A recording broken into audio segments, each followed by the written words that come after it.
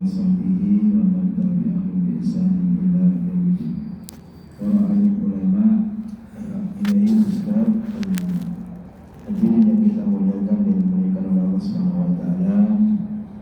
Pada kesempatan yang mulia ini, sambil menunggu datangnya waktu maghrib, kita isi dengan yaitu salah satu mengamalkan hadis Nabi SAW, yaitu qala Rasulullah talabul ilmi fardhatun ala kulli muslim.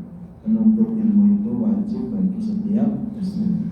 Begitu juga Nabi mengajarkan minta doa, Rabbi zidni ilma warzuqni fahman, yaitu ya Rabbku tambahkanlah ilmu dan berupa rezeki berupa paham merupakan ilmu.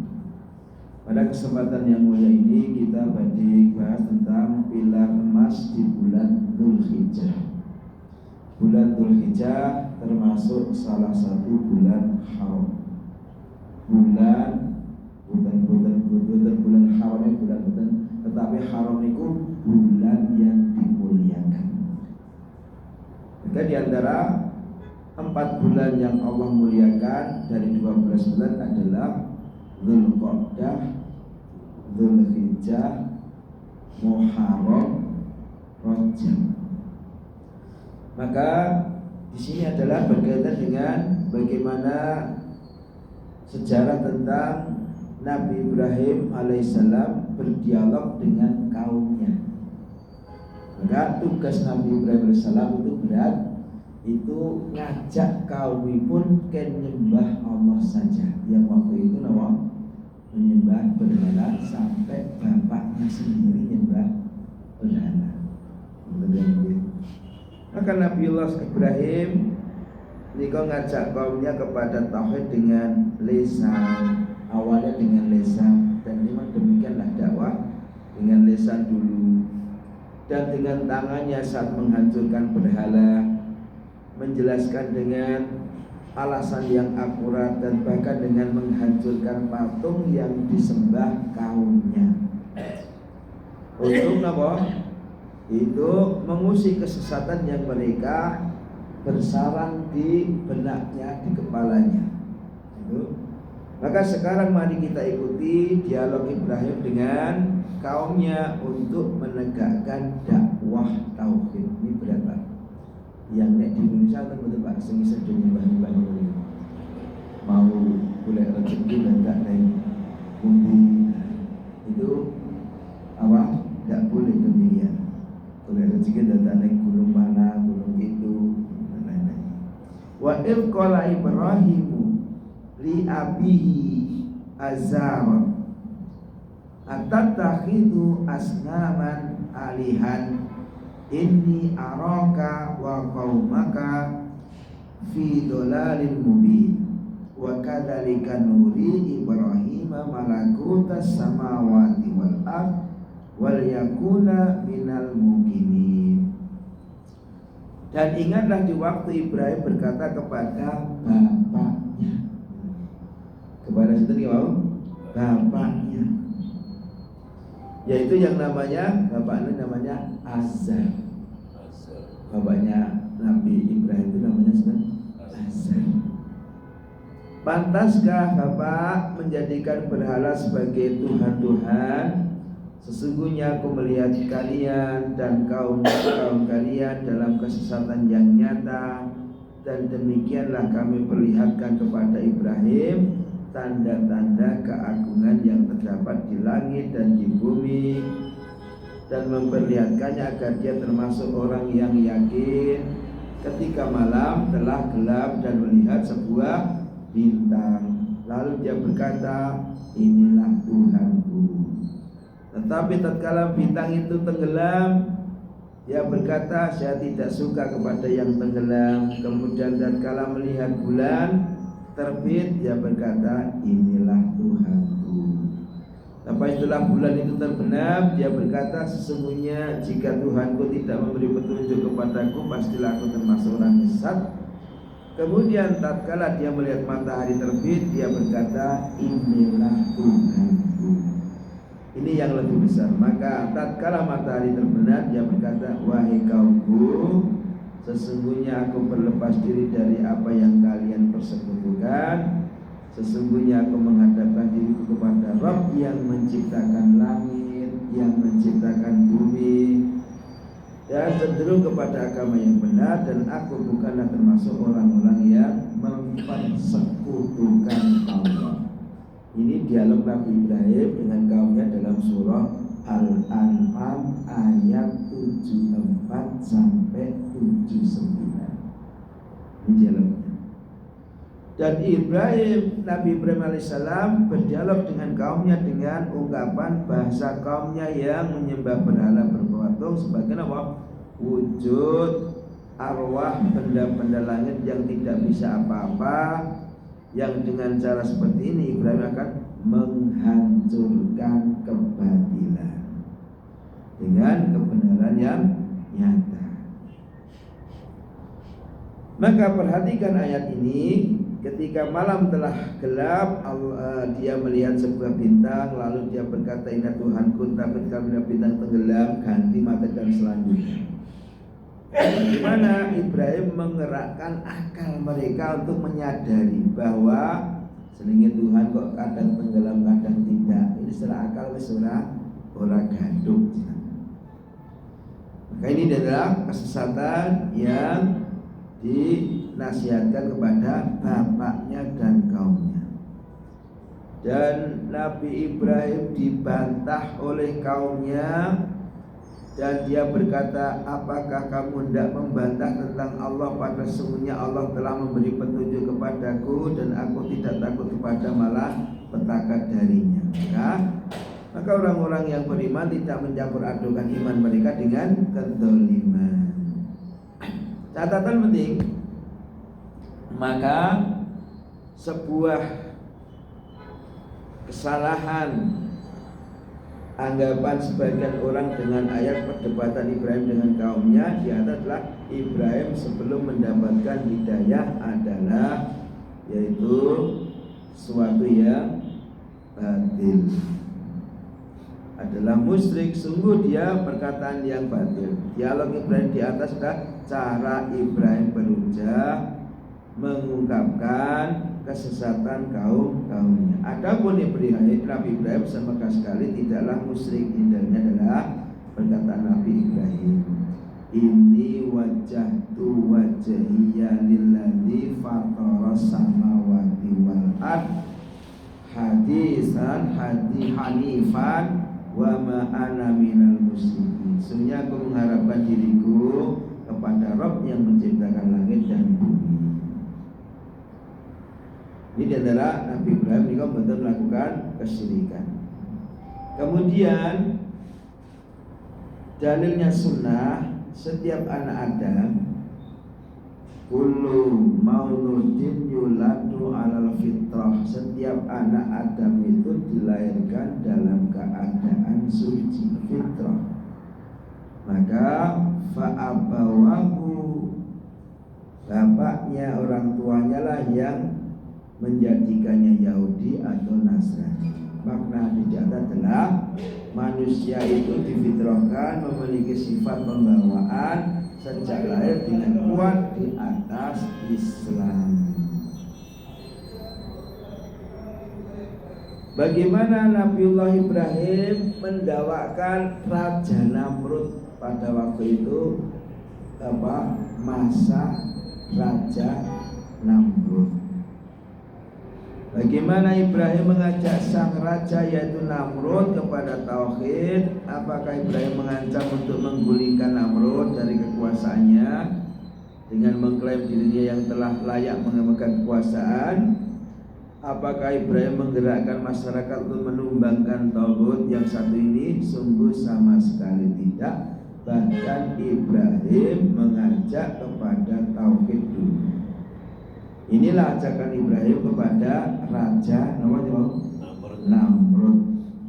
Alam taro ilal ladzi hajja Ibrahim fi rabbih an atahullah. Apakah kamu tidak memperhatikan orang yang mendebat Ibrahim tentang Tuhannya Allah karena Allah telah memberikan kepada orang itu pemerintah kekuasaan ketika Ibrahim mengatakan, Tuhanku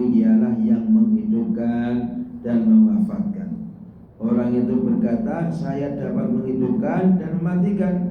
Ibrahim berkata, sesungguhnya Allah menerbitkan matahari dari timur, maka terbitkanlah dia dari barat. Lalu terdiamlah orang kafir itu, dan Allah tidak memberi petunjuk pada orang-orang yang zalim. Maka pada ayat ini Namrud meminta Nabi Ibrahim AS menunjukkan bukti keberadaan Allah Ta'ala. Maka Nabi Ibrahim AS berkata, Tuhanku adalah yang mampu menghidupkan dan mematikan. Yakni bukti keberadaan Allah Ta'ala adalah adanya sesuatu dan hilangnya sesuatu setelah adanya. Karena sudah pasti setiap yang ada pasti ada yang mengadakan. Namrud pun menjawab, aku juga bisa menghidupkan dan mematikan. Geleleng Raja Namrud. Maksud menghidupkan adalah dengan membiarkan hidup atau tidak jadi dibunuh orang yang harus dibunuh. Sedangkan maksudnya bisa mematikan adalah dengan membunuh seseorang. Mateni wong maksudnya. Namrud ya iso mateni wong karo ora mateni wong, artinya itu. Kemudian Nabi Ibrahim alaihissalam mengatakan, sesungguhnya Allah yang menerbitkan matahari dari timur, maka terbitkanlah dari barat. Ketika itu diamlah si Raja Namrud dan tidak bisa menjawab apa-apa. Maka ini dialog yang hebat dakwah Nabi Ibrahim alaihissalam tentang apa? Tauhid pada Allah Subhanahu wa ta'ala. Termasuk ajaran tauhid adalah ibadah haji. Sungguh dalam manasik haji yang diajarkan Rasulullah SAW terkandung pelajaran penting yang sangat banyak. Jika seandainya jamaah haji menghayatinya, kula panjenengan sedaya menghayatinya, sungguh akan terwujud, yaitu perubahan akidah akhlak yang baik. Maka yang pertama tentang haji ini adalah nilai tauhid pertama, menjadikan seluruh amal ibadah hanya untuk Allah semata. Ini kalau panjenengan sekeroyo-royo bayar beberapa puluh tahun yang lalu, atau capek-capek itu hanya untuk karena Allah. Seorang yang melaksanakan haji diharuskan melakukan ikhram, yaitu berniat haji hanya untuk mencari ridho Allah. Labbaik Allahumma wa hajjan, labbaik Allahumma labbaik, labbaik la syarika lak, tidak mensekutukan Allah, hanya untuk mencari ridha Allah. Hal ini menunjukkan nilai tauhid yang sangat tinggi, karena kalau dia melaksanakan haji sekedar untuk mencari apa Pak? Pamer, gelar, munggah munggah haji. Ya, ini dikatakan Pak Haji atau Abu Haji, ataupun hanya sekedar ingin bekerja mencari uang, tentunya ibadah hajinya tentu kalau niatnya bukan karena tidak diterima. Inilah salah satu makna kalimat la ilaha illallah, yaitu tidak ada sembahan yang berhak disembah kecuali Allah Subhanahu wa ta'ala. Kemudian timbul pertanyaan, apakah dibolehkan melaksanakan haji sekaligus bekerja atau berdagang? Ya, jawabnya dibolehkan bagi seorang yang melakukan ibadah haji untuk ambil berniaga bekerja tersebut dalam firman Allah, laisa alaikum junahun antabarahu fatlam miratikum. Tidak ada dosa bagimu untuk mencari karunia rezeki hasil perniagaan dari Rabbmu. Hanya saja kebolehannya disyaratkan untuk tetap menjadikan ibadah haji sebagai tujuannya. Maka nilai tauhid yang kedua dengan pakaian ikhram, hati manusia yang Allah lihat, dan hanya amal takwa yang akan menjadikan bermanfaat saat di pengadilan Allah. Jadi boten pangkat jabatan, boten pakaian yang dilihat Allah, tetapi adalah nilai tauhid dengan kita berikhram semuanya, baik presiden, rakyat, raja atau rakyat kemauan, pakaiannya tetap pakaian apa? Ikhram. Meskipun Pak Sultan boleh butuh pakaian nganggo pakaian jadian, tidak boleh. Pakai mungkin yang lain, Pak Presiden mungkin Prabowo Arab Haji Pak nganggo safari, tidak boleh.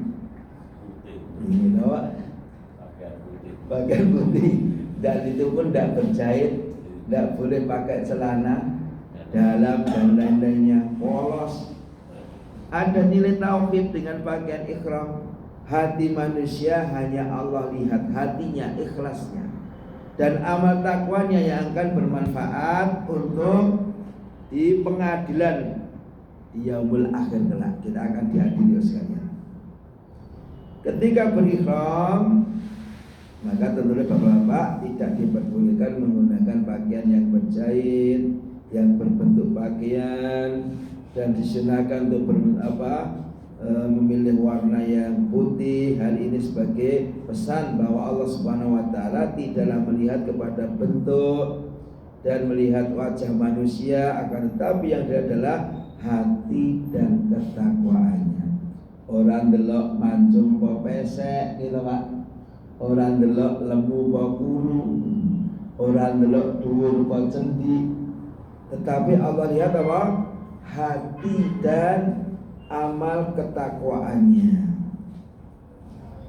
Yaitu sebagaimana sabda Nabi SAW, Innallaha la yanzuru ila suwarikum wala illa ajsamakum walakin yanzuru ila qulubikum wa a'malikum. Sesungguhnya Allah tidak melihat kepada bentuk dan fisik kalian. Betul. Hanya sing saiki nek delok fisik sing gede-gede ten iki ya sing apene ya do ning cilik-cilik ra do munggah iki, Pak. Ana nek delok fisik sing napa gede-gede kuat-kuat, sing kirang-kirang kuat pira. Pun ngambung Hajar Aswad dereng, Pak. Kuat ta mboten? Nah, paling adewe tersikut-sikut. Allah tidak melihat demikian itu, tapi melihat hatinya, ikhlasnya, ketakwaannya. Selain itu, pakaian ikhram yang serba putih mengingatkan kita bahwa manusia suatu saat akan menghadap Allah di akhirat nanti tanpa membawa harta, tanpa membawa keluarga, tanpa membawa jabatan, tanpa membawa gelar. Walaupun hartanya ning omah mungkin duit traktor, wonten-wonten traktore dikubur, ana gelar. Mboten bapak enggon. Walaupun dia itu punya kereta apa Pak? Kereta kencana. Dibawa enggak. Ning keraton iki keretane didusi mboten Pak? Sok didusi. Nah, ini tidak dibawa. Harta keluarga paling pol-poli yang ngeterke tok gitu. Ngeterke tempat kuburan batu itu ngancani mboten Pak? Mboten. Tinggal dan lain-lainnya. Ini kenapa kita di antara pelajaran pakai ikhram putih wis digawa sak. Maka bolehlah punya harta banyak, nek kudu ingat sebagian bukan harta kita kudu ditoke. Kalau tidak ditoke itu merusak harta yang lainnya. Juga akan menjadi tuntutan di akhirat, minta ini kok bukan hakmu kok tok tilep. Harus dikeluarkan mentoknya. Minimal kok nek di 1 miliar kita Pak sing setahun bisa ditoke 20 juta. Nek di 1 miliar tuku setahun ya minimal apa sebanding dengan 85 gram emas. kapan duit sebanding dengan berat harga emas salam banyak puluh-puluh. Nek masih saiki ya kapan didit 85 juta tunggu setahun kira berubah harus pinggir rong setengah keluarkan. Kepada siapa diberikan? Kepada ring pertama sedulur dhewe sing isih rekoso. Ring pertama. Ora sing wae satus suki kabeh tangga teparo. Tangga teparo sampeyan yang butuhke. Nek sedulur itu dikatuk dua. Yang pertama tambah kekerabatan tambah ragam. Ora kok sedulur dhewe keleleran malah sumbang kene adoh. Nah, itu kurang pas. Yang pertama ring pertama yang harus kita lihat hubungan darah dulu sedulur sikik kira-kira layak enggak mendapat harta emas. Tetapi yang dibawa adalah amalan dan ibadahnya. Ini sesuai dengan sabda Nabi, idza mata banu adam in qata amalu illa min salatin. Jika anak Adam nikah sedo maka terputus pedot amalipun. Perbuatannya wis ra iso nek pun sedo ora iso ibadah umroh malih, ora iso salat malih, ora iso maca Quran malih, ora iso sedekah malih, ora iso silaturahim malih. Kecuali sing boten pedhot tiga hal. Yang pertama adalah shadaqatul jariyah. Sedekah syariah mungkin tak putus, mungkin dengan bangun masjid, melu gawe sumur dimanfaatkan orang banyak, kemudian naruh Al-Quran di masjid dibocor, kemudian dan lainnya, bangun jalan ini selamat digunakan banyak orang, ngalir terus. Mungkin dengan ada omah kok ana wong njaluk tulung, Pak nurut gue memean ya. Selama digunakan nemplek ke meme selama dengan 3 syarat, tidak merusak, tidak karena kepepet dan meringgon, diizinkanlah.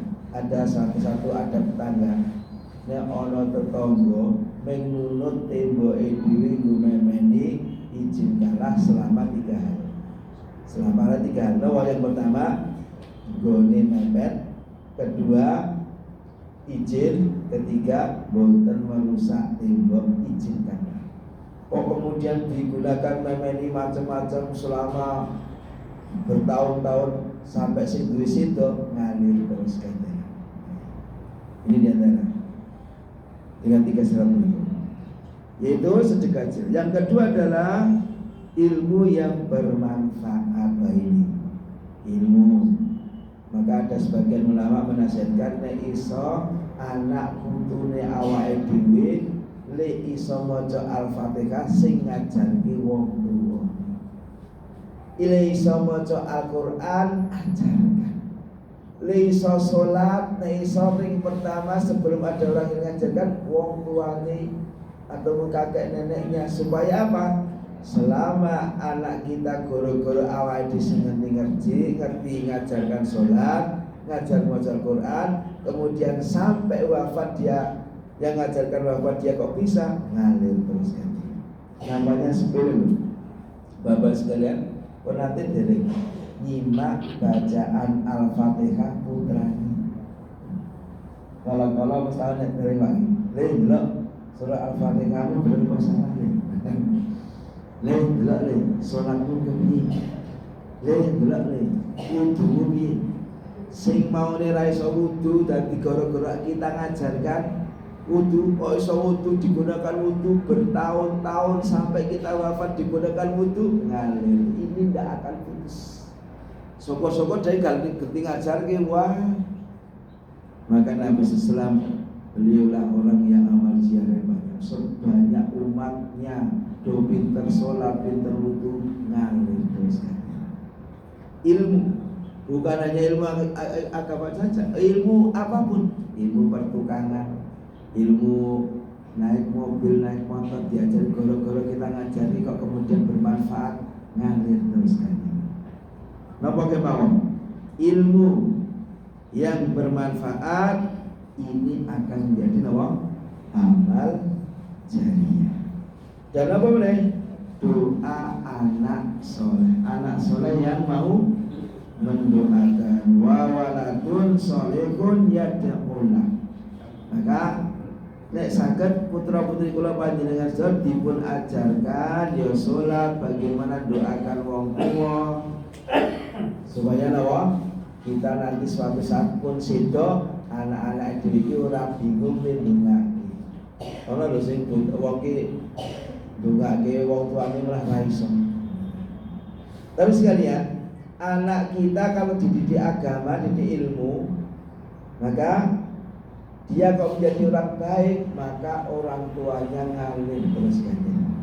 Kula panjenengan sedados ngeten iki saged baik, saged ibadah haji wadana kemawon, ini orang tua kita juga akan mendapatkan ganjaran dari awak dhewe beribadah.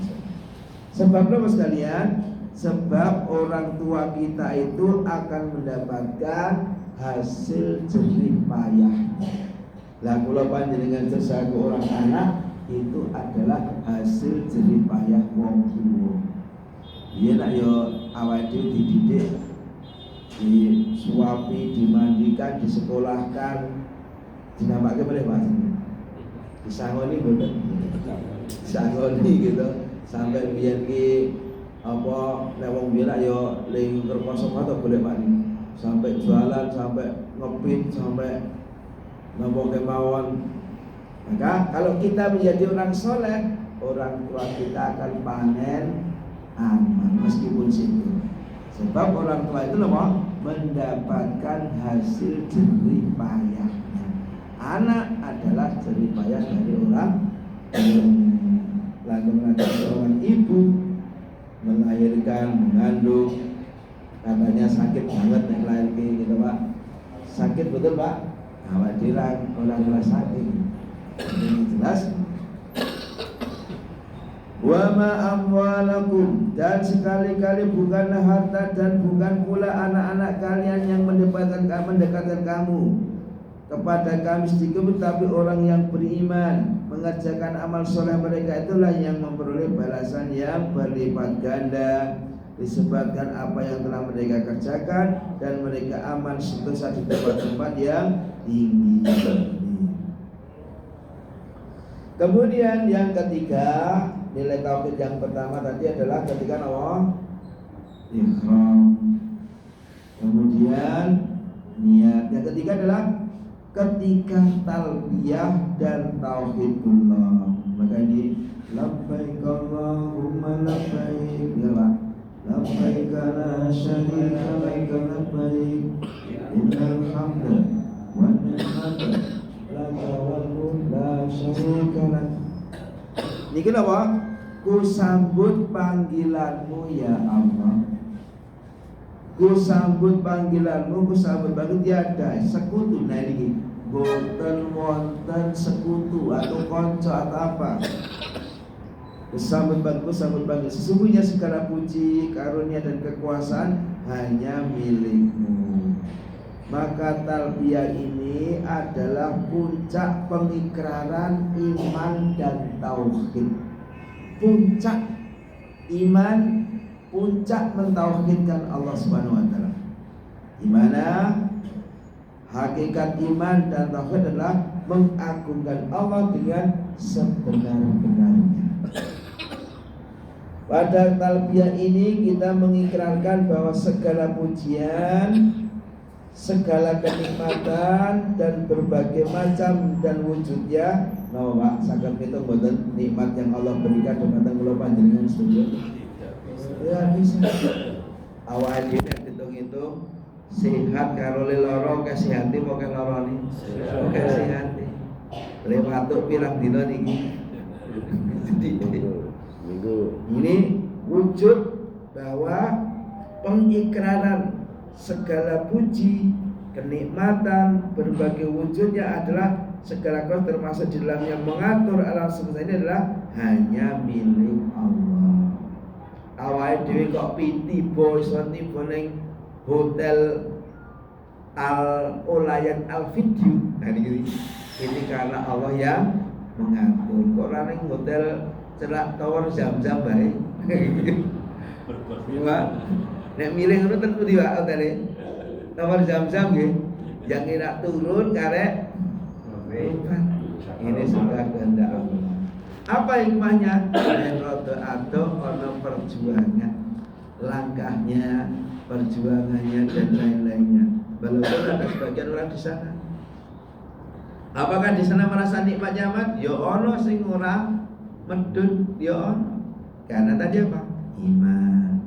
Wonten-wonten sing seriki adoh banget mlaku. Karena ini karena apa? Iman. Walaupun neng tower Zam-Zam ono sing salat jamaah. Itu berarti bukan karena hotelnya, tapi karena apa? Ya hatinya. Wang sinawan. Ini dalam kalimat talbiyah, mengatur alam. Hanya milik Allah, tidak satu apun yang menjadi sekutu bagi Allah dalam semua hal. Oleh karena itu, sebagai kelaziman dari ikrar tersebut, kita hanya bersyukur dengan menunjukkan segala macam ibadah hanya untuk Allah semata. Sebagai wujud kita syukur, yaitu mengikrarkan bahwa ikrar tadi kita hanya beribadah hanya untuk Allah. Haji kita, umroh kita, sholat Jumat kita, wirawiri bolak-balik di masjid kita, itu untuk berbangga aku ning haram ping sekian atau untuk karena Allah? Karena Allah. Kalau wah aku ning haram ping 30 tuh aku nih ping 30 umrah. Ini memang tujuannya mengoke-okean, bukan karena Allah. Nah, iman. Kita bolak-balik ning masjid, bolak-balik nopo muter ini karena apa? Karena Allah saja. Kemudian dengan menunjukkan segala macam ibadah. Dan sikap yang demikian ini merupakan puncak akhlak yang mulia. Maka ada doa, ya Allah, muliakan hamba kami dengan mentaati-Mu ya Allah. Jangan hinakan kami bermaksiat kepadamu ya Allah. Ini salah satu doa diajarkan para alim ulama. Ya Allah, namanya wau, muliakan kami dengan bisa mentaati ibadah untukmu, dan jangan hinakan kami ya Allah dengan bermaksiat kepadamu. Ini mulianya kita itu kalau bisa orang menjadi taat kepada Allah. Dadio raja, dadio presiden, dadio menteri ini yang mboten taat, wah malah musibah. Gimana? Ning iso lho, dadi apa kemawon kita, jadi apapun tetap taat kepada Allah. Dadi menteri nggih salat, ora dadi menteri nggih salat. Dadi Pak RT nggih salat, ora dadi Pak RT nggih salat. Apapun keadaan kita tetap, maka doa salah satu doa sisipkan, mungkin doa saniki munggo mustajab nggih, tempatnya tempat mulia, keadaan-keadaan yang mulia. Kenapa keadaan mulia? Keadaan orang yang safar itu mulia. Karena di dalam safar itu ada doa mustajab. Sisipkan ya Allah, muliakan kami dengan bisa mentaati-Mu. Jangan hinakan kami ya, jangan hinakan aku atau kami bermaksiat. Jadi orang yang bermaksiat itu hina. Maka kita berlindung jangan sampai dihinakan oleh Allah dengan bermaksiat. Semakin kita taat kepada Allah, semakin mulia. Mudah-mudahan setelah kita tindakan sholat jauh dari Masjidil Haram, mengukut ngerja ini dan itu, semangatnya masih dibawa sampai tanah air insya Allah. Syukur ngirit tonggo tebarane. Yuk Kang, yuk masjid. Ora yo mungkin ngerjake cukup biasa. Yuk Kang, yo nak yuk masjid. Ora kok medel-medel masjid ora nge wis meh umur wis tuwa. Lek mampu lemah ora ning masjid malah nasu. Udah, yuk Kang yo masjid yo. Aku ki seneng nyetok kancan ning masjid. Ya syukur boleh ning angkringan. Oh, iki malah kita malah rada tes lagi. Gejak. Yo Kang yo. Ngancani aku yo masjid yo. Yo lek yo nak yo. Nah, intinya kan sing penting dijak gelem, Pak. Sing penting mbuh gelem mbuh ora. Pokoke sing penting kan ngejak ning isole ngejak aja tersinggung. Nek tersinggung iki wis tuwa wis mampu lemah ora. Ora gitu lah. Oh iki malah nyinggung. Sing penting aja nganti napa? Nyinggung ning isa tenang. Yo ning ngaru yo aku seneng nek kancan iki. Yo le yo tak jak ning tuku HP. Seneng mboten nek putune pon anake jak ning tuku HP. Ya pengen dijak ning delok-delok ning tuku HP. Le tuku lho.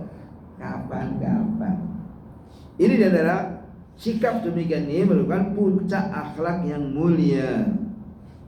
Yaitu Allah lah yang menciptakan, Allah yang mengatur, Allah lah yang berhak disembah. Untuk lebih mengerti bahwa ucapan talbiyah ini adalah wujud nyata dari akhlak yang mulia dengan Allah, maka mari kita bandingkan ucapan ini dengan yaitu talbiyah orang-orang musyrik pada zaman dahulu.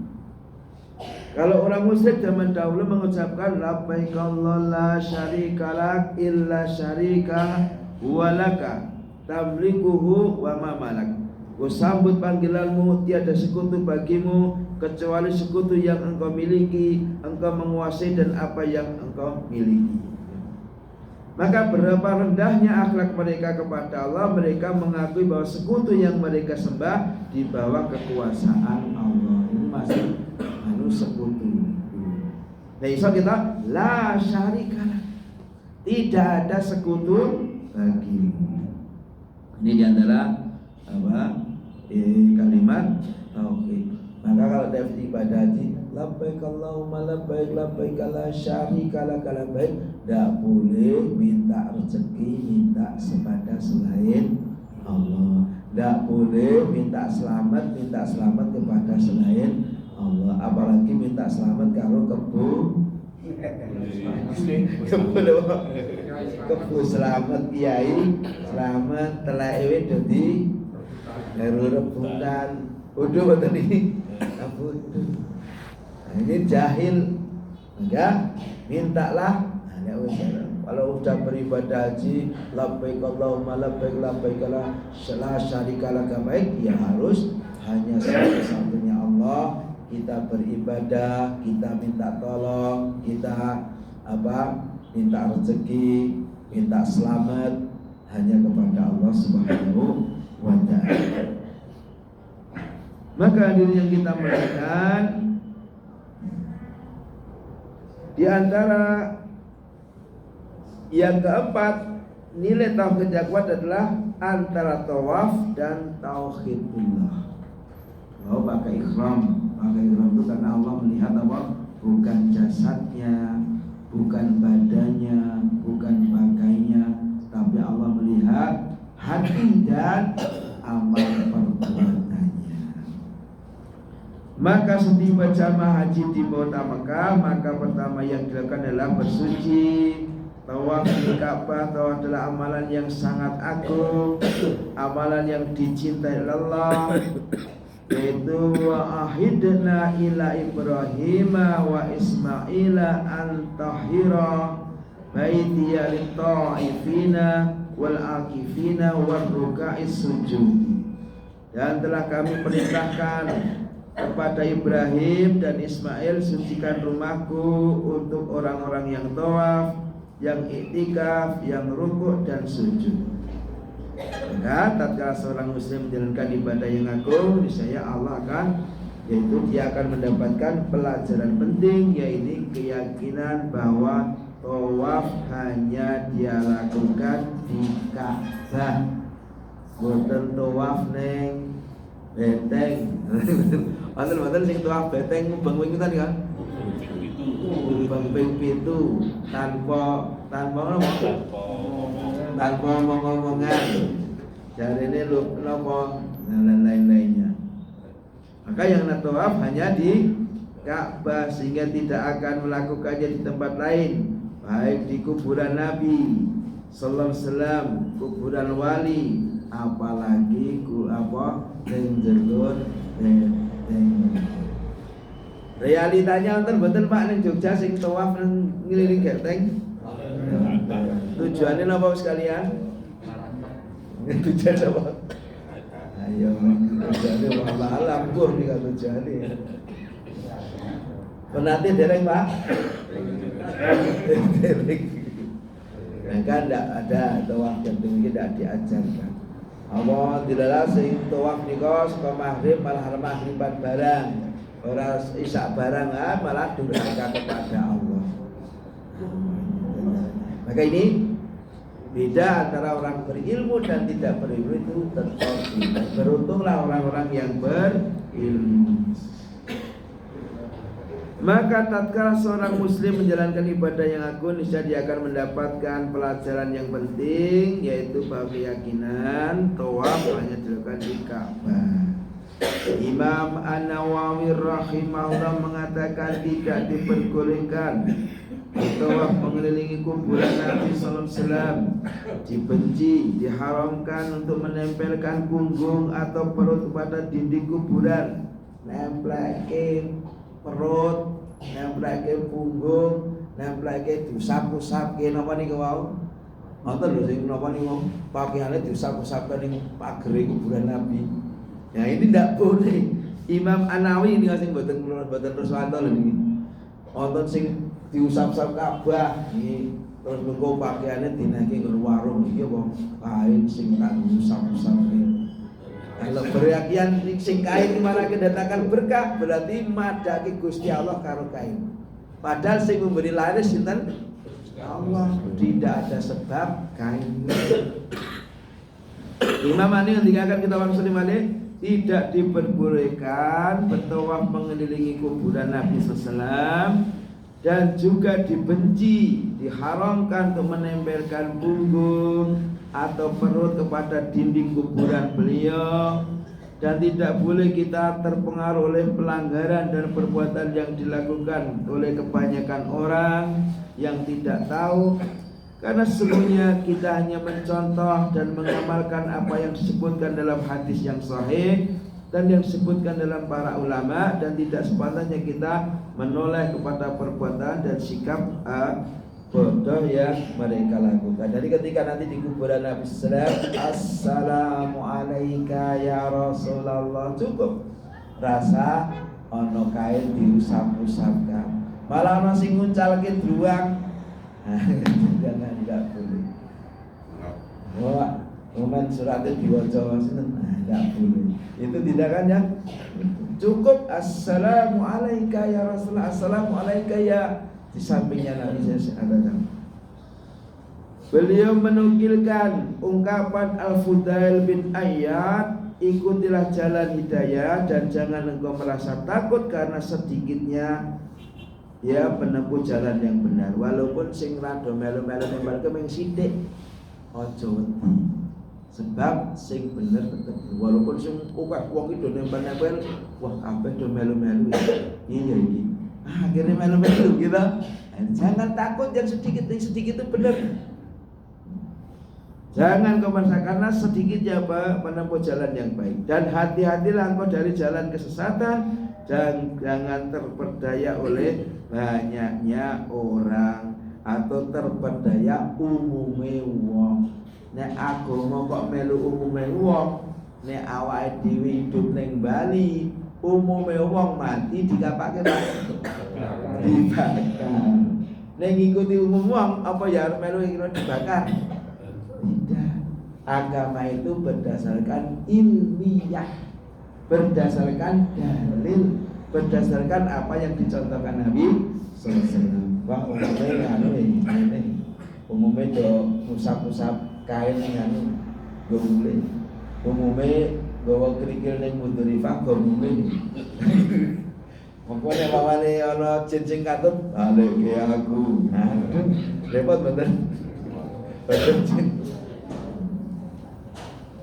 Demikian yang disunahkan bagi setiap kaum muslim untuk mencium Hajar Aswad dengan dalam rangka mencontoh Nabi SAW dan menjalankan sunnahnya, bukan karena meyakini bahwa Hajar Aswad memiliki kekuasaan untuk memberi manfaat atau memberi manfaat atau madarat atau khasiat tertentu. Maka nek itu tidak dicontohkan Nabi, ora wong bakal ngambung napa hajar. Karena hajar aswad itu dicontohkan Nabi ya, kita ikut. Penting mboten nonton beryakan nek ngambung hajar aswad iki napa kurso nopo, jangan beryakan demikian. Itu karena apa? Mencium hajar aswad karena salah satu sunnah. Nek ra ngambung nggih mboten napa. Onten sampai ngambung ning sikut-sikutan sampai ngida-ida wong sing didadak mati. Berarti apa? Menjalankan sunnah ning mendolimi hal yang haram. Mendolimi orang dosa asunai. Ya nek iso sampai para sahabat nek iki bukan sunnah Nabi, rasudi aku ngambung ya. Karena dicontoh Nabi, aku muncul. Nah itu demikian. Sampai ada sampai lo berusaha keras sampai lo mati-matian apa ingin mencium apa ajar apa sikut-sikuan kesakitan nak dolimi orang ini mendolimi dosa merelakan berbuat dosa ning menangkan sunnah ning mendolimi orang kecepatan dosa ini pun sunnah oleh karena itu Khalifah Umar bin Khattab ketika mencium hajar aswad beliau bertekad sungguh demi Allah aku menyadari bahwa engkau adalah sebuah batu yang tidak bisa memberi manfaat atau madarat. Dan seandainya aku tidak melihat Rasulullah SAW menciummu, aku tidak akan mencium. Nah, ini sebenarnya. Ditutuk batu ini lagi menang wae. Ning dengan nutuk paling ya ora askari dengan paling. Tanggung. Ditangkap betul. Artinya apa? Sekali Umar bin Khattab sahabat yang biyen sahabat sampai jadi wong Arab sholat ning Ka'bah ki wedi karena biyen Umar ki termasuk orang kejam. Neng dengan masuk Islamnya Umar bin Khattab menjadi kekuatan Muslim. Ini maksudnya. Dan Umar bin Khattab itu wafatnya Pak ditombak oleh Abu Lu'lu'ah siapa itu? Masih hidup selama 3 hari itu berapa itu? Ini sahabat. Nah itu bukan wahai batu, seandainya engkau itu batu yang tidak memberi manfaat apa-apa, kalau tidak Rasulullah mencium, aku tidak akan mencium. Jadi yone kalau mau mirunggan ada peluang mencium, ya silakan. Nah Arab mencium triknya apa? Ya waktu siang. Nunggu-nunggu kan Pak. Pokoknya saya rada sepi. Rada sepi. Ya mengko rada berjuang karo wong sing ireng-ireng niku. Wong sing rada kuat-kuat. Nah, tapi niatnya apa? Sunnah mboten berkeyakinan aku nek iso ngambung iki iso marake napa aja. Tapi sunnah. Kemudian yang disyariatkan untuk disentuh diusap hanyalah hajar aswad dan rukun yamani. Rukun yamani ini kalau sebelum hajar aswad diusap nek saged. Lainnya tidak usah diusap. Ada sebagian orang yang usap saking mantepnya sampai saawake diusap-usap gitu.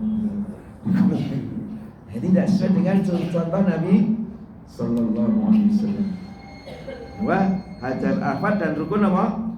Yamani. Rukun yamani ini kalau Pak pojokan ning sadurunge hajar aswad. Selain keduanya yaitu kedua rukun syami, kedua sudut Ismail dan juga tempat-tempat lainnya tidak diperbolehkan untuk diusap atau dicium. Baik makam Ibrahim itu Pak sing kaya kurungan manuk. Niku juga tidak diusap. Wonten sing usap terus dengan melihat nah usap. Sunnahnya apa? Sholat di belakang makam Ibrahim sunnahnya. Mengusap tidak. Ya nek penasaran delok isine apa ya ora apa-apa. Sakjane ngon kaca isine apa. Napa Pak? Isine lho Pak. Telapak kaki ketika dulu bangun makam tempat berdiri Nabi Israel nggih. Yaitu kuburan Nabi, wali atau masjid atau lainnya. Setelah melaksanakan tawaf, orang yang menjalankannya ibadah akan berbondong-bondong menuju Safa, Marwah, kemudian menjalankan ibadah sa'i 7 kali. ibadah ini mengingatkan kita kepada kisah sebuah keluarga yang beriman dan bertakwa kepada Allah. Mereka menjalankan perintah Allah dengan penuh keimanan, yaitu keluarga Abul Anbiya Ibrahim alaihissalam, bapaknya para nabi. Disebutkan Nabi Ibrahim alaihissalam. Tatkala Allah merintahkan Nabi Ibrahim agar menempatkan istrinya Hajar dan anak Ismail yang kala itu masih nopo nenek ini nopo menyusui di Makkah yang dahulu bernamakan pergunungan Faron. Maka beliau menaati perintah ini. Beliau menempatkan keduanya di atas sebuah batu besar yang terletak di atas sumur Zam-Zam. Itu sumur Zam-Zam itu ono waktu gede biyen ditinggalkan atas perintah Allah. Boten kok suami tidak bertanggung jawab, tidak, karena meninggalkan istrinya sama istri itu karena apa? Karena perintah Allah. Lalu Nabi Ibrahim memberikan bekal untuk keduanya sekantung kurma dan sebejana air. Le ninggalkan bojone karo anake sing nembe dina apa niku? Ditatai disusui itu apa? Sekantung kurma, gitu. Waktu itu tidak ada air, tidak ada, juga tidak ada penghuninya. Bisa gung apa? Hung liwang liwung, bisa bulak desa niki. Wah, rapi banget tadi. Hanya dibekali apa nih mau? Sekantong kurma dan sebejana. Sak bejana niku sak kantong, nek sak niki nek Jawanya sak kendi napa nggih? Sak kendi atau sak apa niki? Wah, nek sak ember kok kan niku. Sak sedikit cilik namanya niku. Ini di antara. Kemudian Nabi Ibrahim pergi meninggalkan keduanya sehingga Hajar mengikuti dari belakangnya dan berkata, wahai suamiku Ibrahim, kemana engkau akan pergi? Jenenge bojo ditinggal bojone nak ya tetep takon to nggih. Pak nih, nek carane Jawa pripun? Pak nih badhe ndak pundi. Aku bisa nyesui kok tak tinggal Tegal. Kemudian kemana engkau akan pergi? Apakah engkau akan meninggalkan kami di lembah ini yang tidak ada seorang manusia pun, juga tidak ada suatu? Beliau sampai mengulang-ulang, Pak nih, taruh Jawa ini wah tegal tenan to Pak nih tinggal gong liwang-liwang tadi. Akan tetapi Nabi Ibrahim tidak menoleh sedikit pun. Ya dewi kira-kira tegal mboten Pak tinggal saya bune.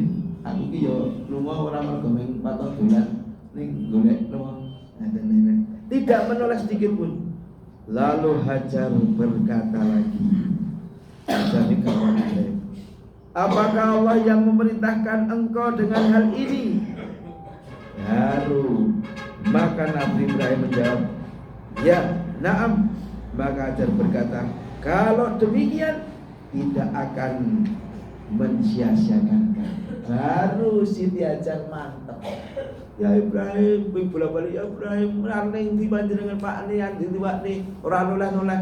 Baru berkata, ya Ibrahim, wahai suamiku, apakah sesuatu ini karena perintah Allah? Ya, aku melaksanakan karena perintah Allah. Lalu baru menjawab, kalau demikian tentu Allah tidak akan mensia-siakan. Ya, ini diantaranya. Ini diantara perkataan berulang-ulang. Maka Nabi Ibrahim jawab, ya, ini dalam hadis riwayat Bukhari. Dan inilah sebuah gambaran bagi sebuah keluarga yang iman, tawakal telah tertanam dan menyatu dalam hati mereka, sehingga dalam keadaan seperti itu Hajar yakin bahwa Allah pasti memberikan jalan keluar dari segala apa yang akan ia hadapi. Inilah sebuah pelajaran penting yang seharusnya selalu diingat oleh setiap orang yang sedang menjalankan ibadah, yaitu kemudian ia jadikan kisah ini sebagai fondasi kehidupan, terutama pada saat menghadapi berbagai problem dalam kehidupan dunia. Dan tidak ada kata apa? Rasa putus asa. Tidak boleh putus asa. Wong muslim tidak boleh putus asa. Karena kita masih mempunyai sinten?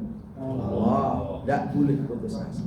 Apapun keadaan kita, ning tetap berusaha, tetap berusaha semaksimal mungkin, berdoa, hasilnya pasrah pada Allah, tidak boleh putus asa. Oleh karena itu, setelah Nabi mengisahkan kisah perjuangan Hajar mencari air dan berlari-lari antara gunung putih ini, Safa dan Marwah, ini awal dhewe ora lari kadang-kadang sikile sok kesel betul Pak sekalian. Dalam keadaan berasing, ya betul. Enak betul Pak, silir betul. Kadang saya nyebut kesel gitu. Dan dulu Ibunda Hajar dalam keadaan gumliwang-liwung, dalam keadaan panas, lari bolak-balik ping 7, maka memang ujian itu sangat berat sekali. Napa tilas kula panjenengan saya, ya nek ngeluh ya aja terlalu ngeluh banget ini. Paling ngeluh napa?